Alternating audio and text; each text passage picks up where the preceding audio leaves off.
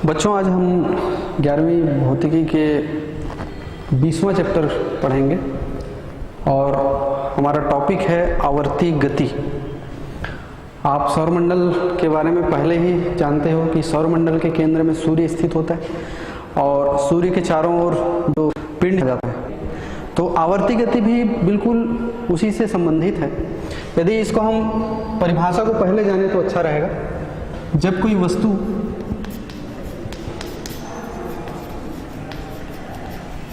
एक निश्चित समय के पश्चात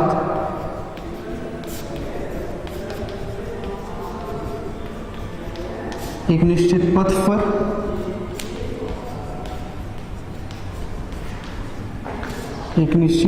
पर बार बार अपनी गति को दोहराती है, बार बार अपनी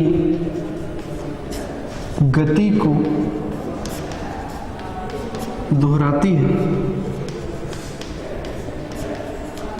तो वस्तु की गति को आवर्ती गति कहते हैं। वस्तु की गति को आवर्ती गति कहते हैं।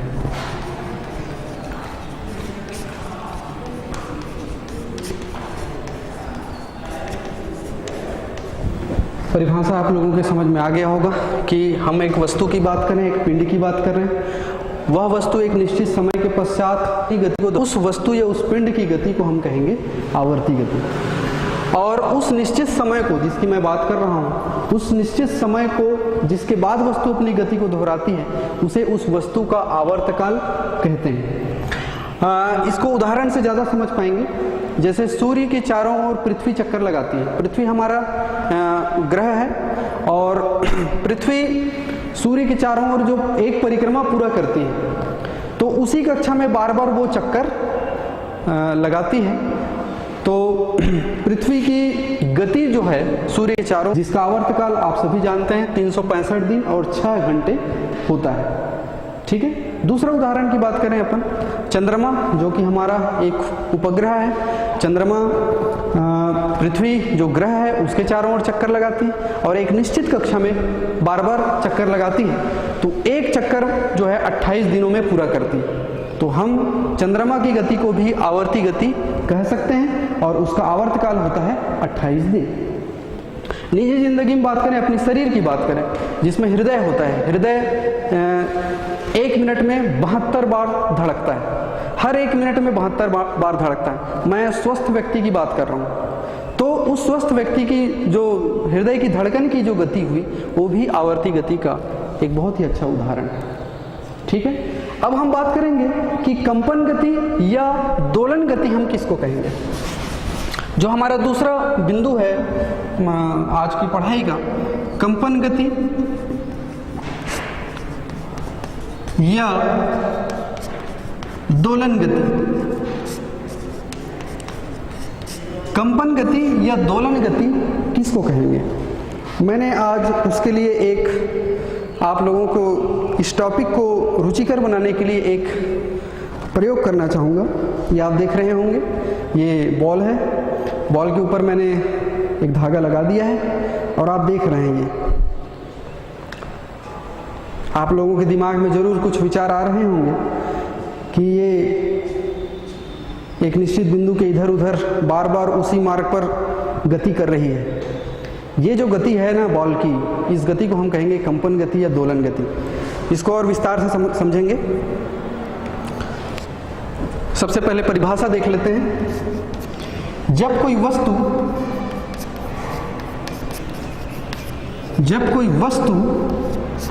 एक निश्चित बिंदु के इधर उधर या आगे पीछे, जब कोई वस्तु एक निश्चित बिंदु के इधर उधर या आगे पीछे आवर्ती गति करती है, आवर्ती गति करती है, तो वस्तु की गति को कंपन गति कहते हैं। वस्तु की गति को कंपन गति या दोलन गति कहते हैं। दोलन गति कहते हैं।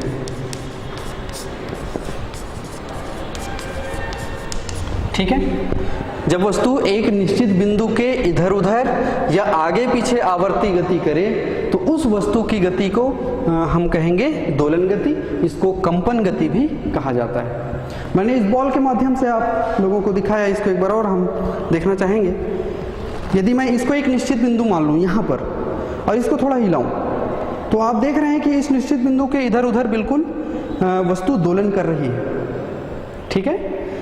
इससे आप भली भांति समझ सकते हैं, बिल्कुल उस निश्चित बिंदु के आगे पीछे वस्तु दोलन कर रही है। ये दोलन गति का एक बहुत ही अच्छा उदाहरण आपके सामने था, उसी को हम चित्र के माध्यम से समझें।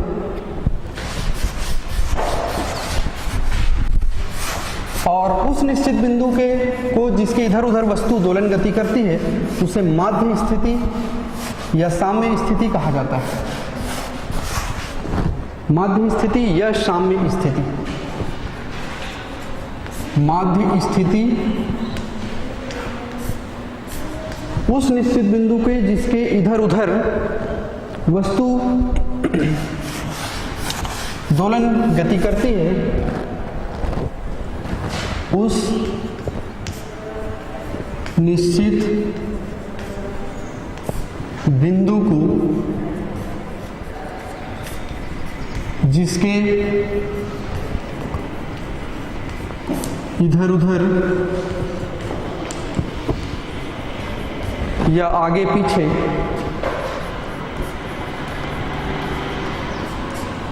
पीछे वस्तु दोलन गति करती है,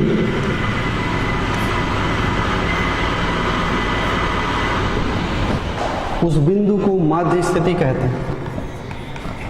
उस निश्चित बिंदु को माध्य स्थिति कहते हैं। माध्य स्थिति कहते हैं। ठीक है।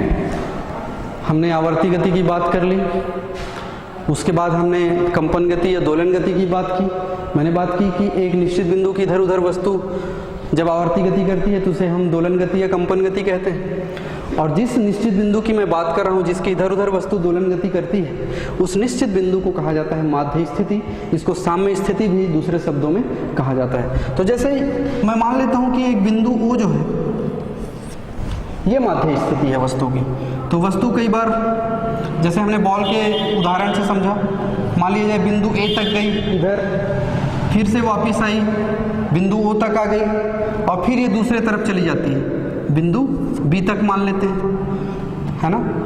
तो ये इस दिशा में आई, फिर से वो वापस उसी दिशा में जाती है। तो ये एक दोलन अब पूरा हुआ।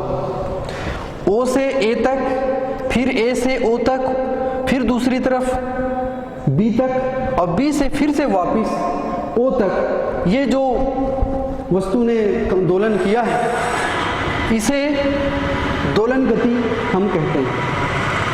ठीक है, इसे हम दोलन गति कहते हैं।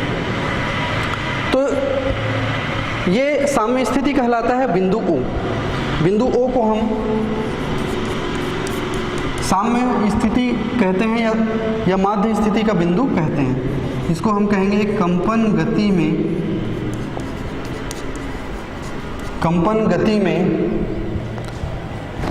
माध्य स्थिति। कंपन गति में माध्य स्थिति।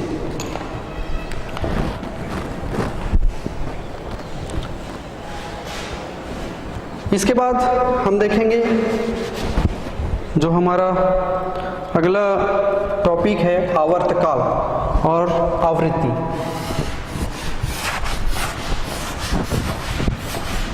आवर्तकाल और आवृत्ति।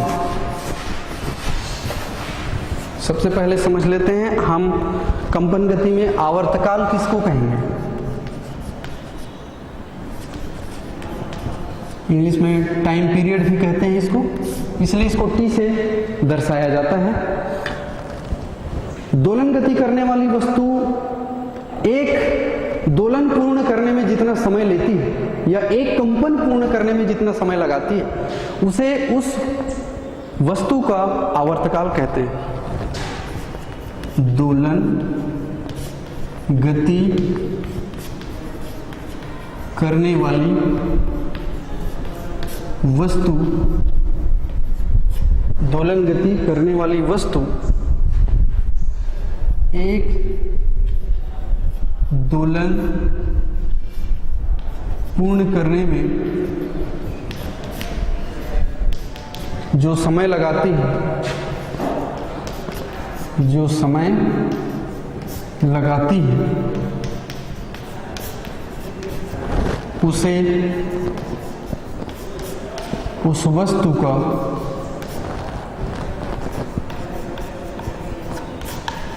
आवर्तकाल कहते हैं।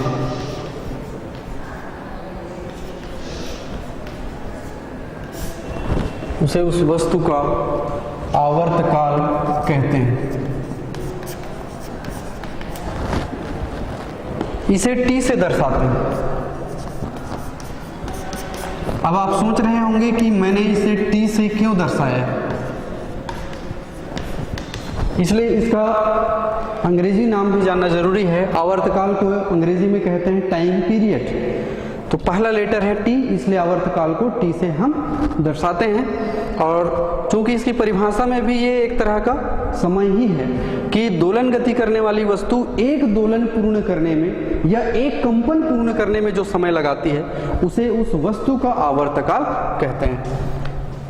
ठीक है, इसके आगे हम देखेंगे बहुत ही सरल शब्दों में आवृत्ति, जिसको फ्रीक्वेंसी कहा जाता है। दोलन गति करने वाली वस्तु, दोलन गति करने वाली वस्तु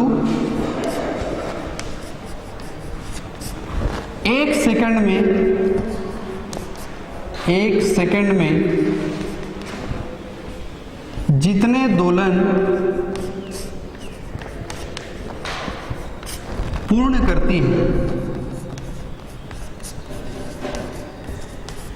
जितने दोलन पूर्ण करती है उन दोलनों की संख्या को आवृत्ति कहते हैं। उन दोलनों की संख्या को आवृत्ति कहते हैं।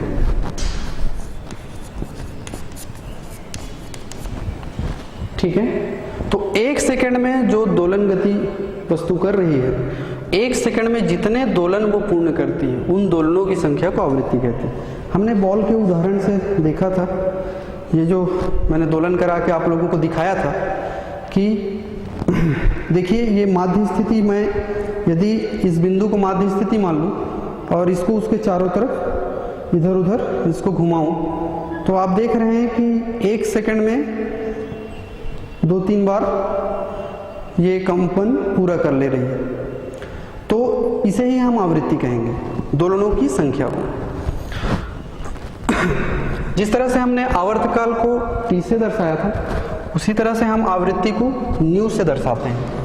इसे न्यू, इसको न्यू कहा जाता है, न्यू से दर्शाते हैं।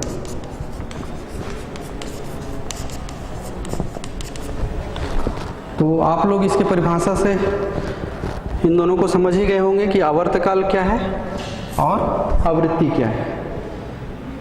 और इससे पहले मैंने आप लोगों को दोलनी गति और आवर्ती गति को भी समझाया। अब इन दोनों के बीच हम संबंध देखेंगे कि आवर्तकाल और आवृत्ति में किस तरह का संबंध होता है। चलिए देखते हैं।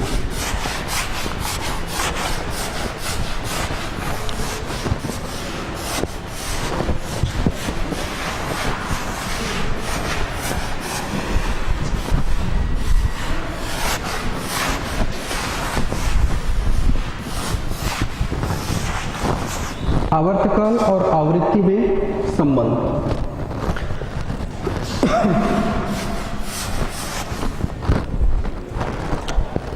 आवर्तकाल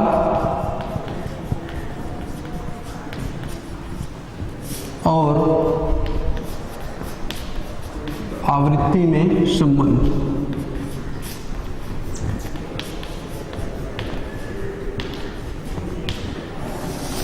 तो हमको सबसे पहले मानना पड़ेगा कि कौन सी वस्तु दोलन गति कर रही है या आवर्ती गति कर रही है। हम ये मान लेते हैं कि कोई एक वस्तु या पिंड दोलन गति कर रही है, जिसको हम कंपन गति भी कहते हैं। तो मान लेते हैं कि कोई पिंड जो है दोलन गति कर रही है। माना कोई वस्तु दोलन गति कर रही है, दोलन गति कर रही है। आगे मान लेते हैं कि उसका आवर्तकाल T है। माना वस्तु का आवर्तकाल T है और आवृत्ति न्यू है।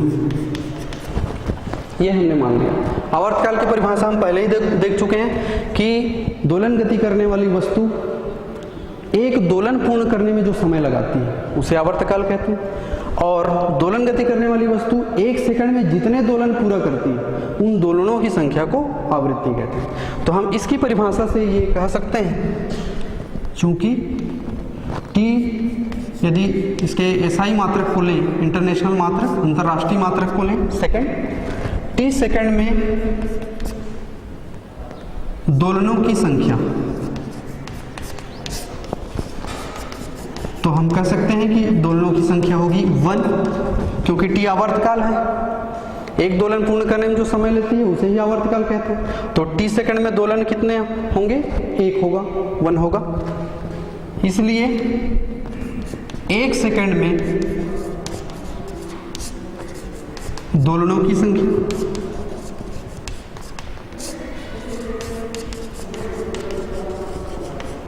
और ये हो जाएगा 1/T।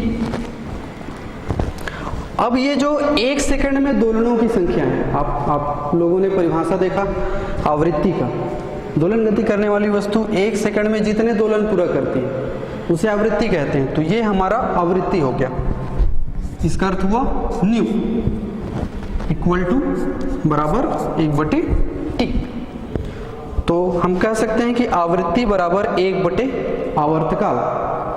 सरल शब्दों में कहूं तो आवृत्ति आवर्तकाल का व्युत्क्रम होता है, और इसका विपरीत भी हम कह सकते हैं, आवर्तकाल भी आवृत्ति का व्युत्क्रम होता है। इसको यदि मैं थोड़ी देर के लिए पहला समीकरण मान लेता हूं, ठीक है। आगे देखें,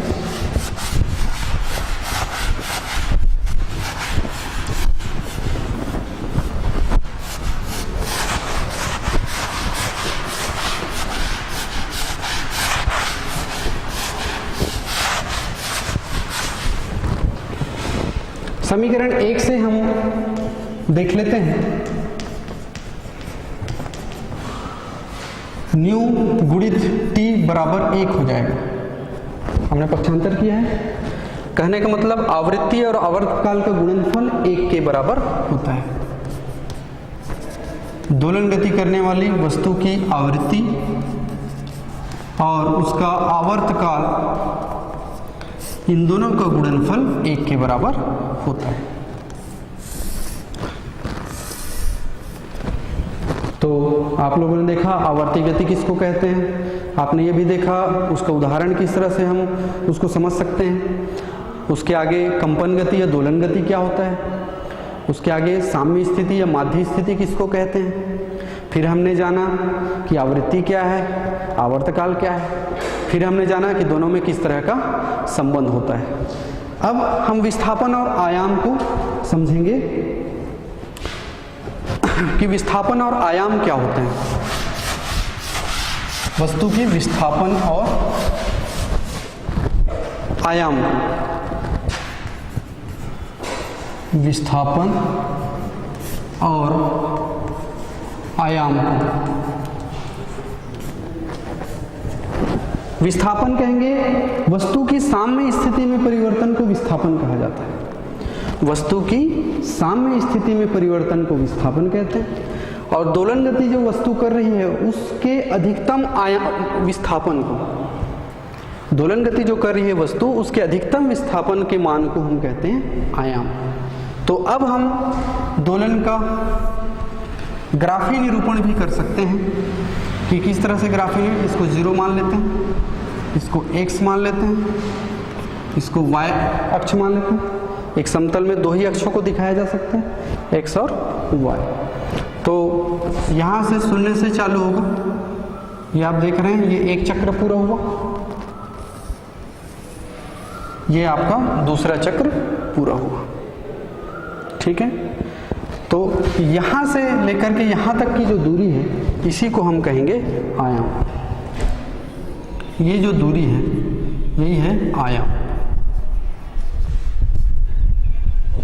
ठीक है, तो ये हो गया आपका दोलन का ग्राफी निरूपण,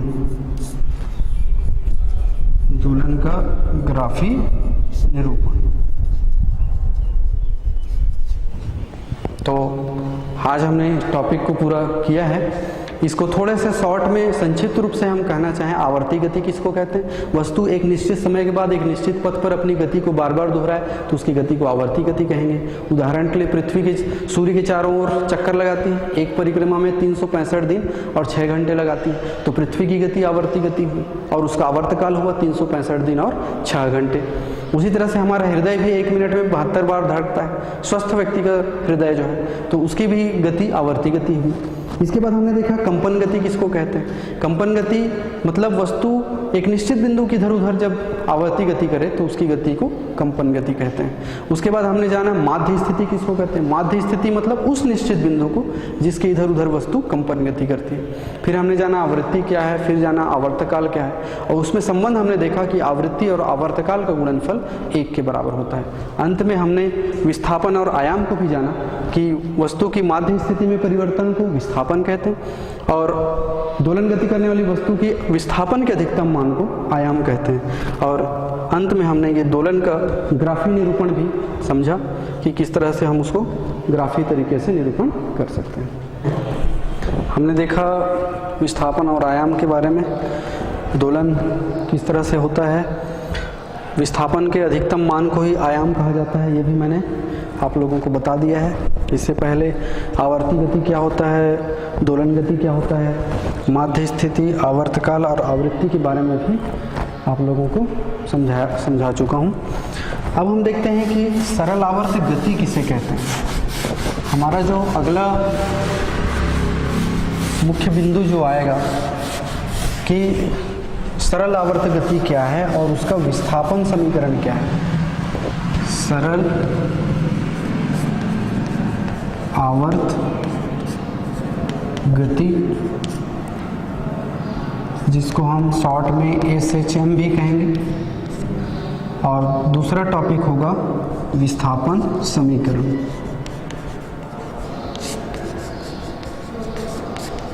तो सबसे पहली बात आती है कि सरल आवर्त गति क्या है। सरल आवर्त गति क्या है, इसको अंग्रेजी में कहते हैं सिंपल हार्मोनिक मोशन। अंग्रेजी में इसको जानना जरूरी है क्योंकि शॉर्ट में इसको कहा जाता है S dot, H dot, M dot. कहने का मतलब है S का मतलब हुआ सिंपल, H का मतलब हुआ हार्मोनिक, M का मतलब हुआ मोशन, सरल आवर्त गति। इसकी परिभाषा को सबसे पहले देख लेते हैं।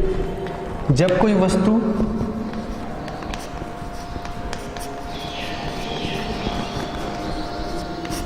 अपनी माध्य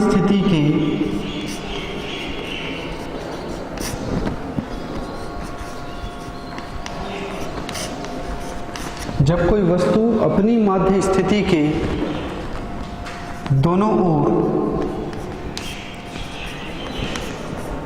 सरल रेखा में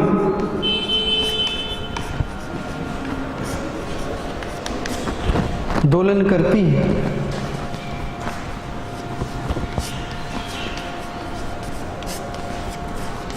तो वस्तु की गति को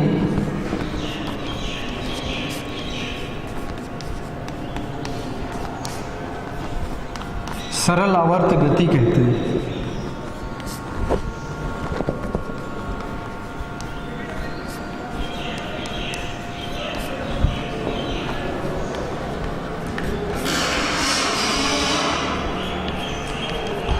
संक्षिप्त में यदि हम कहना चाहें तो इसको SHM भी कहा जाता है। जब कोई वस्तु अपनी माध्य स्थिति के दोनों ओर सरल रेखा में दोलन गति करे तो वस्तु की गति को सरल आवर्त गति कहते हैं।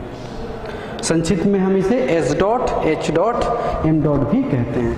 अब इसके अंतर्गत जो हम पहले भी पढ़ चुके हैं दोलन गति में कि आवर्त काल क्या होता है, ये सरल आवर्त गति का आवर्त काल होगा। यदि कोई वस्तु सरल आवर्त गति कर रही है, यदि कोई वस्तु सरल आवर्त गति कर रही है तो एक दोलन पूर्ण करने में जो समय लगाती है उसे उसका आवर्तकाल कहते हैं। दूसरा पॉइंट होगा आवृत्ति किसको कहते हैं, इसको भी हम पहले ही पढ़ चुके हैं दोलन गति में। यदि कोई वस्तु सरल आवर्त गति कर रही है तो एक सेकंड में जितने दोलन पूरा करती है उन दोलनों की संख्या को उसकी आवृत्ति कहते हैं। तो इस तरह से हमने जाना कि सरल आवर्त गति क्या है। अब हम देखेंगे सरल आवर्त गति का विस्थापन समीकरण। सरल आवर्त गति का विस्थापन समीकरण।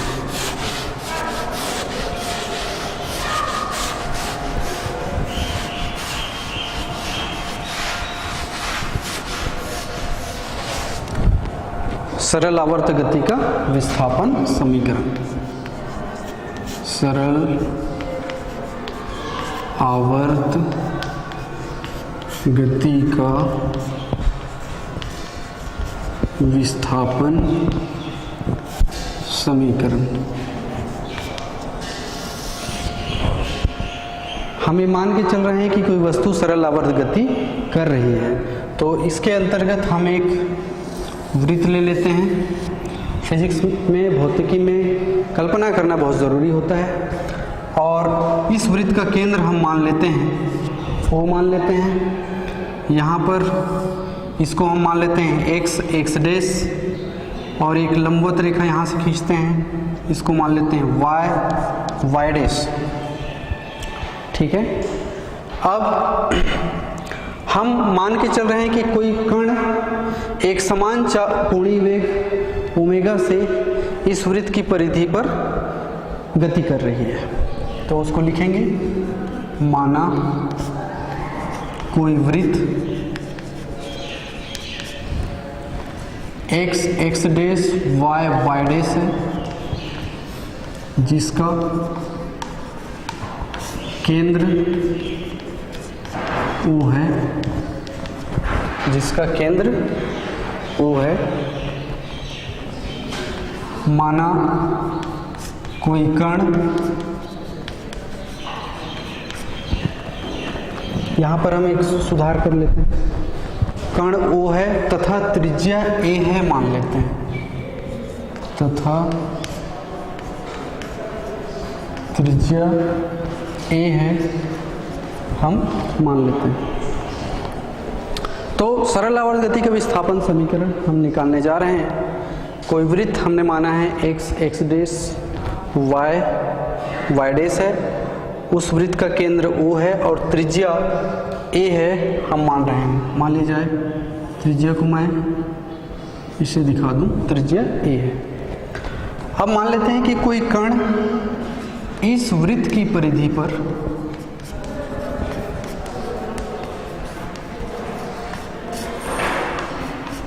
एक समान कोणीय चाल,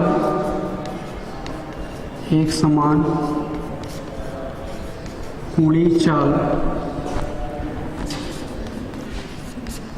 ओमेगा से घूम रही है। एक समान कोणीय चाल ओमेगा से घूम रही है, ये हम मान रहे हैं। हम सबसे शुरुआत में तो ये माना हमने कि वस्तु सरल आवर्त गति कर रही है। अब ये मानते हैं कि प्रारंभ में कण बिंदु x पर है, माना प्रारंभ में कण बिंदु x पर है, बिंदु x पर है तथा t समय बाद वह बिंदु P तक पहुंच जाता है। इसको हम बिंदु P मान लेते हैं। वह बिंदु P तक पहुंच जाता है।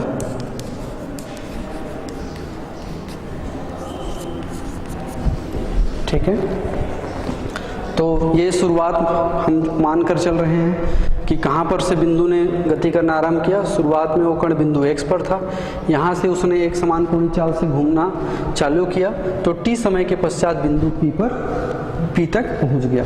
तो इस स्थिति में यहाँ पर एक कोण निर्मित होता है जिसको हम कहते हैं कोण थीटा। तो ये भी एकांतर कोण होगा, ये भी थीटा होगा। यहाँ से यहाँ तक की दूरी को हम मान लेते हैं y, और इसको मान लेते हैं हम,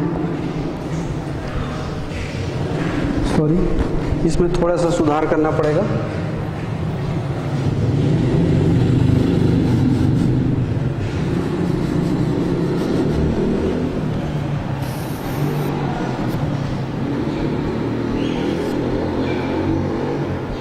यहाँ से हम लंब डालेंगे और इस लंब को बोलेंगे OPN, और ये O से N तक की दूरी हो जाएगी, इसको हम मान लेते हैं y, और ये जो है आपकी त्रिज्या, और ये एकांतर कोण होगा, दैट इज थीटा।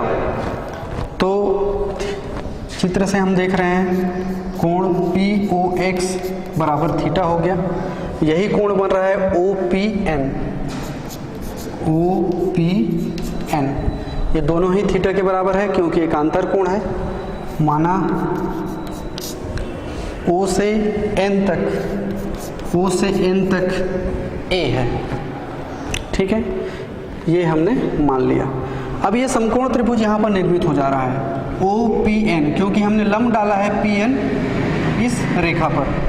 तो इसके आगे फिर हम देख लेते हैं समकोण त्रिभुज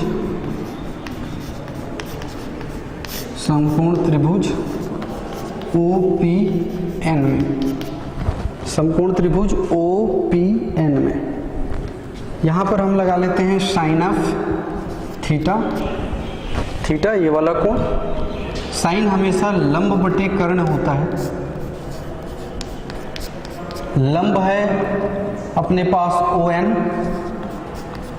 कर्ण है अपने पास OP, दोनों मान को रख देते हैं। साइन थीटा बराबर ON बटे OP, ON है y और OP है a, तो y बराबर हो जाएगा a साइन ऑफ थीटा।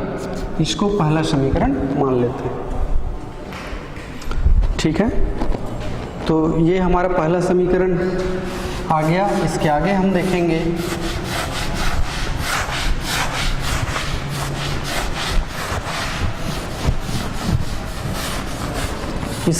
हम देखेंगे कोणीय चाल की परिभाषा से। मैंने शुरुआत में ही बताया था आप लोगों को कि कण एक समान कोणीय चाल ओमेगा से गति कर रही है। तो एक समान कोणीय चाल ओमेगा बराबर होता है हमेशा कोणीय विस्थापन